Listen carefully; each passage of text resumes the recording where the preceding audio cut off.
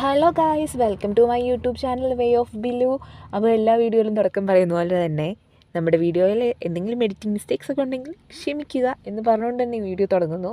അപ്പോൾ ഇത് എഴുതുമ്പോൾ തന്നെ എല്ലാവർക്കും മനസ്സിലായിട്ട് കാണും എന്താണ് നമ്മുടെ ഇന്നത്തെ വീഡിയോയുടെ കണ്ടൻറ്റ് എന്ന്. മോണ്ടി തേഴ്സ്ഡേ എന്ന് പറഞ്ഞിട്ടുണ്ടെങ്കിൽ പെസഹ വ്യാഴം.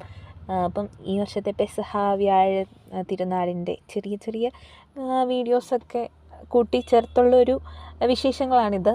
അപ്പം വ്യാഴാഴ്ച തന്നെ രാവിലെ പള്ളിയിലൊക്കെ പോയി കാലുകഴുകൽ ശുശ്രൂഷയിലൊക്കെ പങ്കെടുത്ത് നമ്മൾ തിരിച്ച് വീട്ടിൽ വന്നു. അപ്പോൾ ഉച്ചയോടെയാണ് നമ്മൾ പെസഹയുടെ ഒരുക്കങ്ങളൊക്കെ തുടങ്ങിയത്. മറ്റു കുരിശപ്പം ഉണ്ടാക്കാനും പാലൊക്കെ ഉണ്ടാക്കാനും. അപ്പം വൈകിട്ട് 7 മണിക്കാണ് നമ്മൾ പ്രെയർ ഒക്കെ ചൊല്ലിയിട്ടാണ് നമ്മൾ ഈ കുരിശപ്പം മുറിക്കുന്നത്.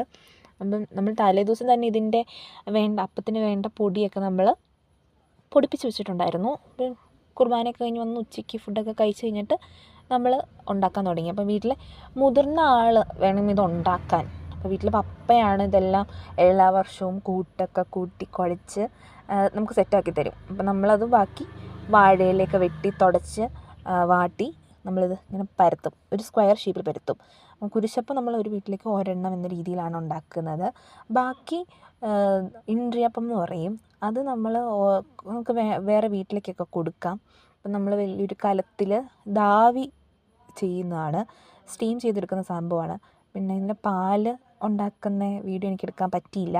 എന്നിട്ട് വൈകിട്ട് 7 മണിക്ക് പ്രെയർ ചൊല്ലി നമ്മളെല്ലാവർക്കും മുറിച്ച്, അപ്പോൾ പപ്പ വേണം എല്ലാവർക്കും മുറിച്ച് ഇത് പാലിൽ മുക്കിയിട്ട് കൊടുക്കാൻ വേണ്ടിയിട്ട്. അപ്പോൾ ഇൻട്രിയപ്പവും ഉണ്ട്, കുരിശപ്പവും ഉണ്ട്. ഇതാണ് എൻ്റെ പാല്, ശർക്കര തേങ്ങാപ്പാലൊക്കെ ഉപയോഗിച്ചുണ്ടാക്കുന്നതാണ്. അപ്പോൾ ഇത്രയുള്ള വിശേഷങ്ങൾ കണ്ട് ഇഷ്ടപ്പെട്ടെങ്കിൽ ലൈക്ക് ചെയ്യുക, ഷെയർ ചെയ്യുക, സബ്സ്ക്രൈബ്